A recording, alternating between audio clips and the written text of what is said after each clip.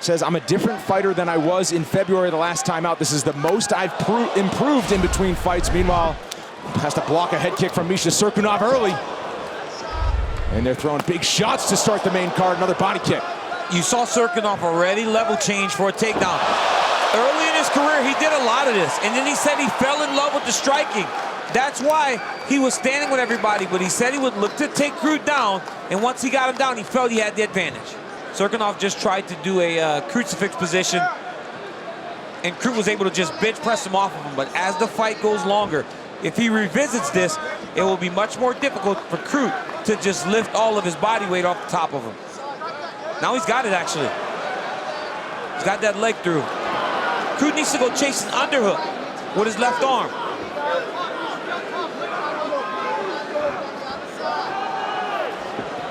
Knee on belly, then steps over. I mean, Cirkunov is fighting well. Crute explodes out, reverses position, throws some big shots of his own. Those are big actions, though. Crute used big actions to get up there. Not technical. He just used his power to get Cirkunov off of him. Cirkunov tries to drag him down, unsuccessful. Oh, but now he reversed his position nicely. Critical mistake there from Crute. Able to explode back up, and back and forth they go. The action is just so fast, it needs to slow down. Crute's landing some big shots here. Oh, and continuing to hammer away as Cirkunov just covers up. That won't work. Hammer fist now. Cirkunov can't take too many more of these. Sweep by Cirkunov. That was a beautiful sweep. And now it's Cirkunov on top, raining down shots. I mean, these guys are letting it fly. What a pace that they're fighting at. Nice guillotine tip here. Crute goes up and over. Pulled him on top of him. If Cirkunov can get his hips back a little bit, this is time. Oh, there's a tap! Misha Cirkunov! Wow! Another first-round submission! Ladies and gentlemen, referee Yves Leving has called a stop to this contest at 3 minutes, 38 seconds of the very first round, declaring the winner by submission due to a Peruvian necktie choke, Misha Cirkunov. There was that much hype surrounding this young man. They trade jabs early. And Hall appears to be wiping blood from his nose and fires a big right cross. And that'll bring the grappler out in Carlos Jr. Carlos Jr. did a great job going this position. He got to that shot, went to the body lock, because he's much more versed in finishing takedowns up around the body. Trying to force things against the fence. Cara de Zapato, which translates to shoe face. It looks like he got opened up by some of those early shots as you see the blood dripping on Uriah Hall. But now he's in his position, Brendan. You know there's no place in the octagon that Shoeface would rather be than on someone's back. He's got so many rear choke submissions over the course of his career that he feels great here. Been in the UFC for a while now. You still see the improvements of Uriah Hall, even in that situation there. And puts the patience to good use. Continues to pump that left jab. Oh man, was that a stumble, I wonder, from Carlos Jr.? Man. That nose of Carlos Jr. is really messed up. And Uriah's popping that jab on it. Single leg attempt right in the center. Easily shaken off by Primetime that time. That's a problem. He should not be blowing that nose out. Counter right hook. Oh.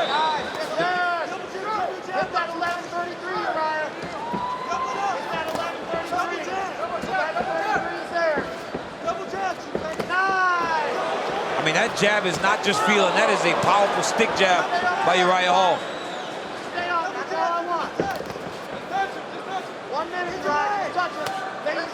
When Hall has that jab pumping, I mean, he had great moments against Paulo Costa as well. And now look at Antonio Carlos Jr. swing his way into close quarters.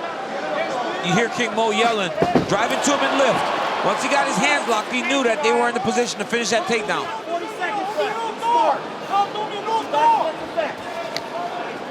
More takedowns in this first round for Shoeface. And looking to end the first round on top, heavy elbow for Carlos Jr.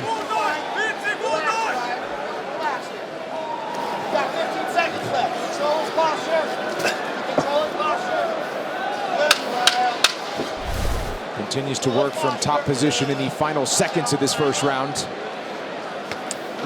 So each had their moments in this first 5 minutes here. Underway for the second of 3 possible rounds. Middleweight division. Tough round to call through that first 5 minutes. Ground game from Antonio Carlos Jr. and that stiff jab with the left arm, left hand from Uriah Hall. He does a good job of feinting before he throws that jab, and then he makes himself longer by extending his shoulder when he's popping that jab. Good takedown defense that by Uriah. First camp at Fortis MMA in Dallas, Texas. Under the head coach Sayif Saud for Uriah Hall. Trains at Extreme Couture in Las Vegas, lives in Las Vegas. He'll continue to live there. It'll make it easier to get his takedowns.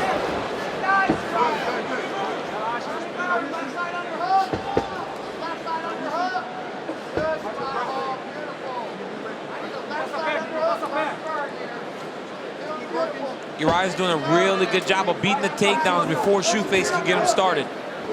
Maintain the pace because it's hard to breathe through your nose whenever the nose is broken. Hall escapes. Look out, Jaron Villel. Oh, 1-2 from Hall. Down goes Carlos Jr. and trying to finish Shoeface. Look out. Shoeface still dangerous from his back. Like Uriah Hall raining down shots. Hall's got to be careful there. Look at that. He's attacking armbar. Hall's got to just be very careful when he's trying to finish here. Well, he's got Shoeface pinned up now, who's just trying to grasp and lock up that arm if he can. And Uriah lets him back up. Very smart by Uriah Hall. Very smart, but he's got to be ready because Shoeface is going to go try to wrestle him. That pace and that close and tight fight starting to take his toll on him a little. He's got to change it. Yes, yes. Turn his face. Turn his face. Now, Uriah. Turn his face. Yeah. Working right in front of Sayif Saud in his corner. And Carlos Jr. thought about hopping on the back. The fatigue looks to be mounting on Hall.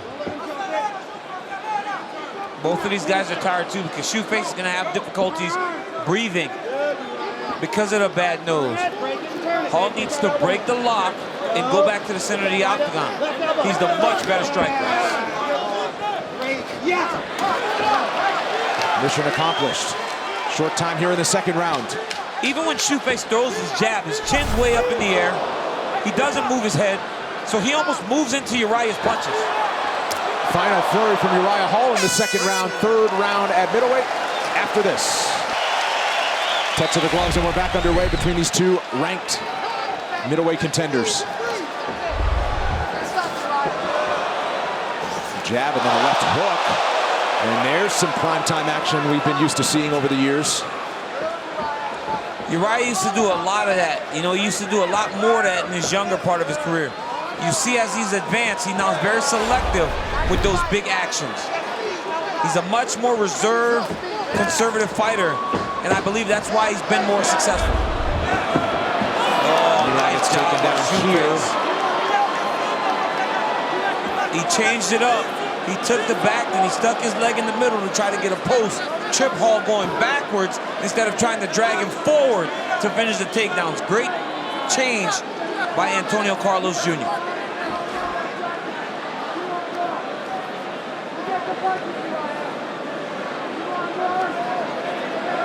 As a Shoeface now nearly halfway through this third and final round. Continues to stay on the back, body triangle. The crowd is chanting, stand them up. Yeah, but the crowd can't determine that. I mean, Carlos Jr. actually earned this position, so to take it away from him, this is a dominant position. Nearly a full round of back control time as he's now cranking on the neck of Uriah Hall. 1 minute to go, third and final round. Running short on time, meanwhile, 10 seconds to go. In desperation time here, again in this round. We don't know how this fight was scored in the first 2 rounds. Some final shots there from the grasp for Uriah Hall. Well, it goes 3 rounds and each with their hands in the air. Ladies and gentlemen, after 3 rounds, we go to the judges' scorecards for a decision. Dave Therian scores the contest 29-28 Hall. Sal Diamato scores it 29-28 Carlos Jr. And Michael Bell scores the contest 29-28 for the winner by split decision, Uriah Primetime Hall. But we are underway 3 possible rounds here in the welterweight division. Immediately a Superman punch off the fence. Oh my goodness. What in the world is happening? He's got Conley a little free too. Whoa! Oh my Right Lord. up and over with the flying knee. When was the last time you saw that? But those are a lot of big actions. Those are a lot of big actions for a guy that didn't make weight. You don't know how much he left on the weight cut. And Conley's seen this. Conley's been in front and trained with guys that do capoeira. So he's seen this a little bit. Well, you see the strength of Pereira, who just shucked him off without any issue. But Conley said, this guy's gonna gas because I go out on my shields. Pereira now trying to reverse position here and perhaps escape via grasp. But Conley has elbow on the brake for the Canadian. Just bring it on. Conley's gonna pressure him. He's gonna be right in his face. If you want to break, guys. Whoa, my goodness. Rolling Thunder. If you're gonna break somebody, oh, big knee. You gotta be willing to take some and fight with a lot of pressure. Oh, that body shot hurt him. That body shot hurt him a little bit. Pereira seemed to sense it, try to walk him down. Now Connolly's back in the middle throwing kicks. What do we got here? Circles his way in, another flying knee. This guy's a madman. A madman in the best way possible. Body shot in the right hand.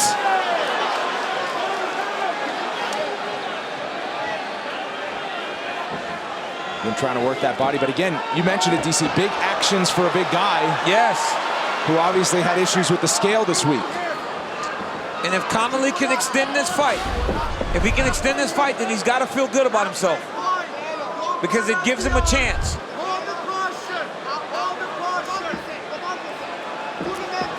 Well, got to be careful with that too, of course. This is crazy, man. I am really, hey, Brendan, there have not been many times where I've been in the octagon and oh, he got it. Nope, Conley breaks his head off. Hey, there are not many times, Brendan, where I'm watching a fight going, this is absolutely insane. Yeah. This is crazy. It is. And we get to see more of it this time around because he got Danny Roberts out of there in under 2 minutes. Hey, and Brendan, and when you watch, Conley's almost encouraging the grappling because he's allowing him to guillotine him. He knows he's not getting choked out. He's almost encouraging him, trying to get Pereira to exhaust himself. That was exactly the game plan, and said he'll probably lose the first round, but I don't know. Connolly's had some moments here in the first 5 minutes. 30 seconds to go. And how much do we leave? The walkout, the flip in, the dancing, the early actions here. Connolly seems just fine. Left hand from the Canadian. We'll sit down and try the submission. Final seconds of the first round. Short time for Connolly. Michel Pereira slips out. That's the end of the round. Corner thought he won that first round. Meanwhile, Pereira spent a lot of time sitting on that stool. Got up at the last possible moment. And now you'll see what Michel Pereira's made of. When all the theatrics are done and it's time to just fight.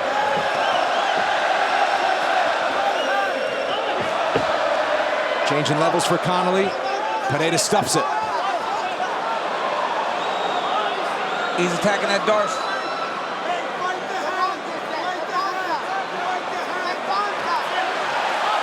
Good job by Connolly, as you would expect from a black belt. But as his corner told him, Pereira has success when he has space. Connolly, if he's gonna win this fight, needs to be going forward. Already 6 shots to the body of Tristan Connolly this round from Michel Pereira. He hurt him in the first round with that shot. Going back to it. The question, does he have any acrobatic moves left that are kind of really awkward to deal with? Those are done, Brendan. Those are back in the back pocket. Those are back home in Brazil. We'll see no more backflips anymore because now it's a real fight. We're going to see what Michel Pereira is really made of. Can he buckle down and do all the right things to win this fight? Nice right hand by Tristan Connelly. Oh, he's got him hurt a little bit. Tristan Connelly trying to pull the roof off here. Pereira backing up, heavy knee. Oh man, you heard it from the crowd. It immediately shifted the momentum, but not for Connelly, who continues to walk him down. This pace of Connelly is impressive. He's not allowing Pereira any room to breathe. If he wins this fight, Vancouver is going to go crazy. Uppercuts and a right hook. Now you got Pereira, who's tired, who's taking his time trying to gain his energy to take one big shot. Bad shot by Pereira. Black belt on the ground is Connelly. I mean, talk about the perfect game plan and exactly what he said he was going to do earlier this week. Nice shot by Pereira. I like this for Michel Pereira, knowing that he needed a break. He needed time to recover, and he got that. He had 2 minutes on top here where he hasn't had to do much. Experienced move by Michel. But a big early part of the second round for Tristan Connelly as well. One final submission attempt. Third round is straight ahead. Yeah, right. So what did they get fighter tonight? Can they give Tristan Connelly the whole 100,000? I mean, he's got a partner in the fight, but Michel missed the weight. I'm looking at Mick Maynard right now. Yeah. Mick's juking and he's juking and jiving me. Mick, while you're handing out bags of cash, I mean, we're over here too.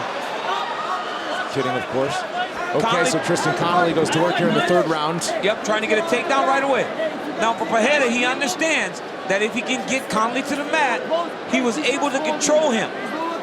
So right now, watch for him to try to get his own takedown. Oh, Connelly the guillotine. Trying to lock up this submission. It's tight, it's tight. Pereira trying to explode off of him. It's tight if he stands. Oh, he still Goes back down. Great Pereira's job still by trying to Pereira. fight him off, and he does. Pereira's exhausted. That might have been the last big action he had. Connelly going back to work now on the feet. Connelly's pace has not slowed down. Big right hook. Found out about this fight last Saturday. Tristan Connelly said, yes, please. Oh, this is big. And many others wouldn't. Oh, Connelly has his back now. Side control now as Pereira goes to his back. 3.5 minutes left. Holy smoke, he's walking him through. KC control now for Connelly. What a moment this must be for Tristan Connelly, who's in the zone, but let's go Tristan from this Vancouver crowd. Brendan, I'm panicking here. If I'm Michel Pereira in Vancouver fighting a guy, took this fight on short notice from Vancouver in a close fight, I'm panicking. I'm panicking on my back. But does he have the energy to explode and try to finish his fight? Hammering away with that left hand. Significant head strikes. Nearly 3-1 for the Canadian. He's finished all 13 of his wins. He's got 1:20 to do this one. I mean, with all the hype that Pereira had, and for Tristan Connelly to tell us what he was going to do and come out here and look like he's actually doing it, it's insane. Almost just missed with that heavy shot. Doesn't with that one. What a performance by both of these guys, but Tristan Connelly. Vancouver's on its feet. I mean, you could not have expected this performance from this young man. Final 10 seconds. Boondock Connelly has made himself a name tonight. Oh, big shots. There's the horn. Stand up for your hometown guy, Tristan Connelly. Ladies and gentlemen, after 3 rounds, we go to the judges' scorecards for decision. The judges score the contest 29-28, 29-27, and 29-27 for the winner by unanimous decision, Tristan Boondock Connelly. Glover Teixeira is in the black, and Nikita Krylov is in the gray. Krylov, the minus 140 favorite, plus 110 on the underdog from Brazil. Oh, nice. Catches the kick, does Teixeira, trying to get this fight to the mat. That is a nice takedown by Glover. Took the high crotch, collected the head on the far side, and just kept running his feet until he sat Krylov down. Heavy on top at the moment.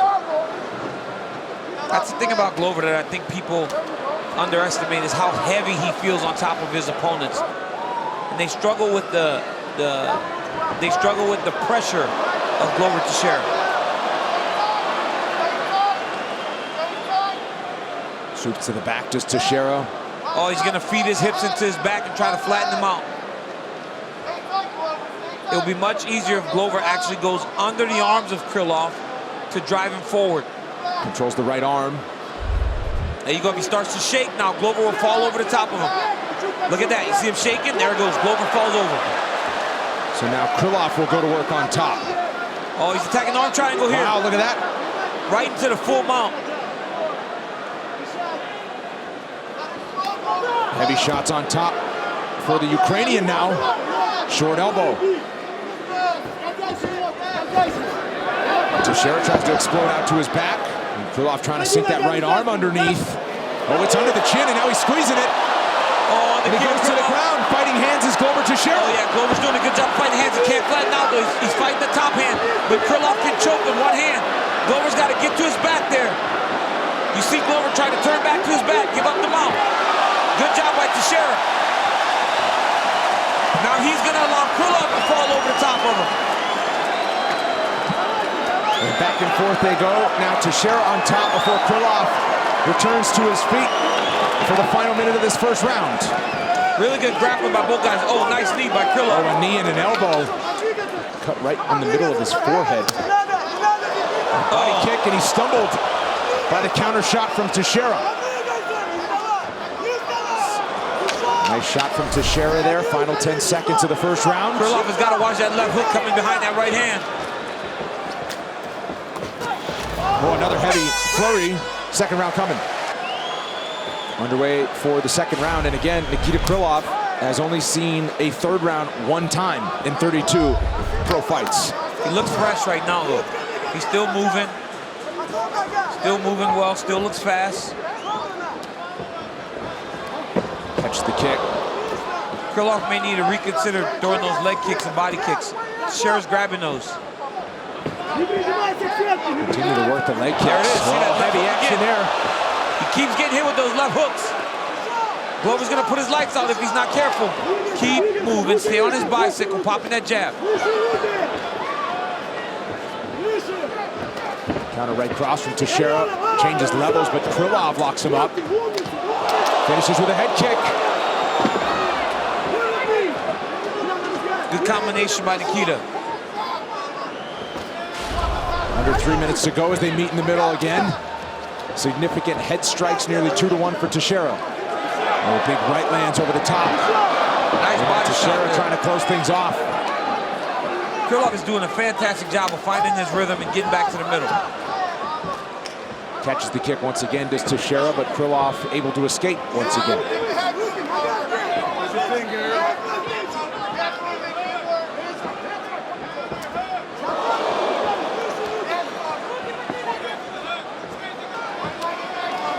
And now sits down on some punches. Nice combination by Krylov. I mean, I know Glover's frustrated, but it's not his job to allow Glover to hit him, to put himself in position for Glover Teixeira. As Krylov now dumps Teixeira. And 30 seconds to work from top position. This is a good round for Nikita. Trying to pin that right arm down is Krylov as we enter the final seconds of this round.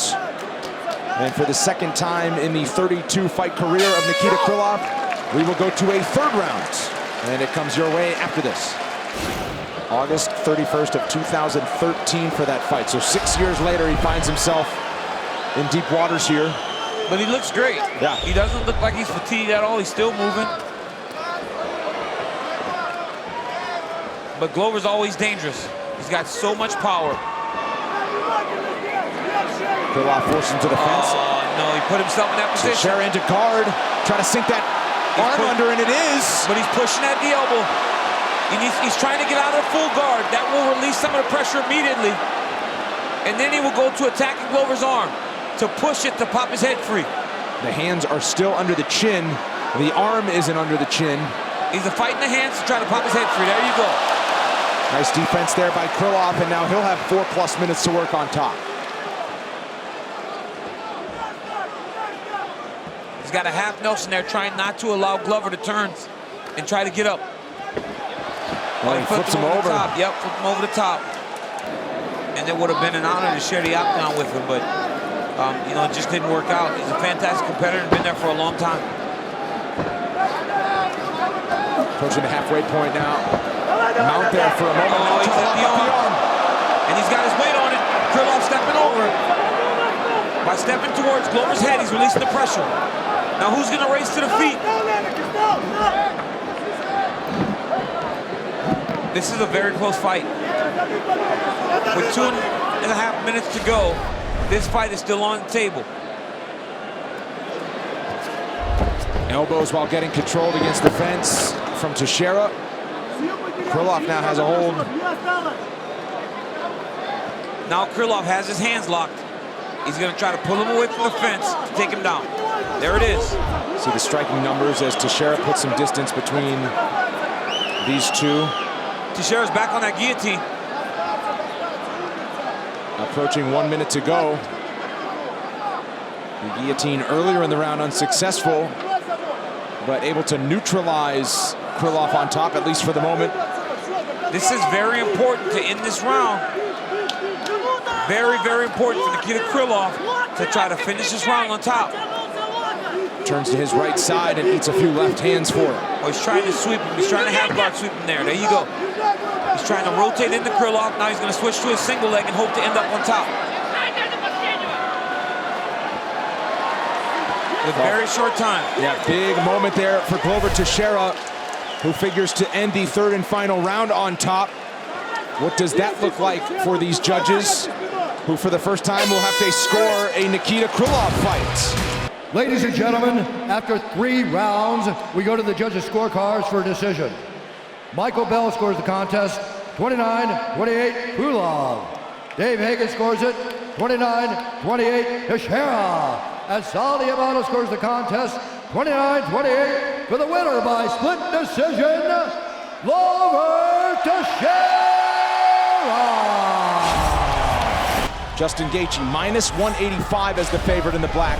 Cowboy Cerrone +155 as the underdog in the blue.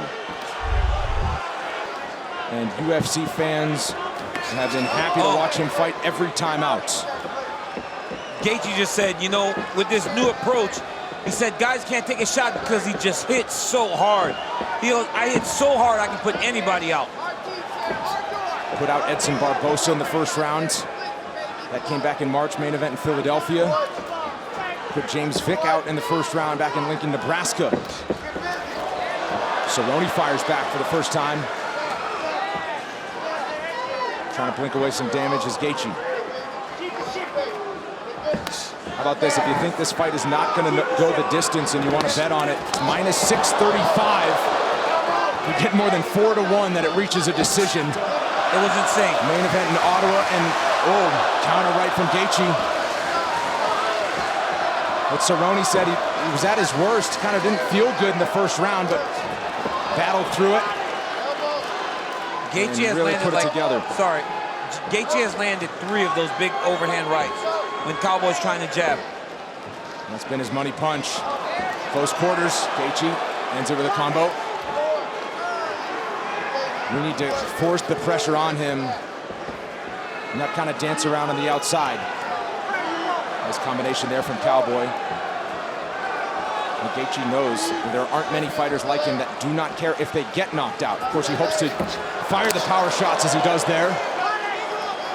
Will put himself in harm's way to do so. Finishes that combination. Gaethje wobbles him with the left. I've always thought one of Justin Gaethje's most underrated strikes is that left hook. He throws it really tight. He keeps his right hand up when he's throwing the left hook, and he lands it over and over again. Cerrone dipped his head to fire some shots. Oh! Big right from Gaethje. Cerrone takes a knee and he's taking more punishment. He's hurt bad. Gaethje has him down. It's over. Justin Gaethje by first round knockout again. Gentlemen, referee Jared Villel has called a stop to this contest at 4 minutes, 18 seconds of the very first round. Declaring the winner by TKO, Justin the Highlight Gaethje.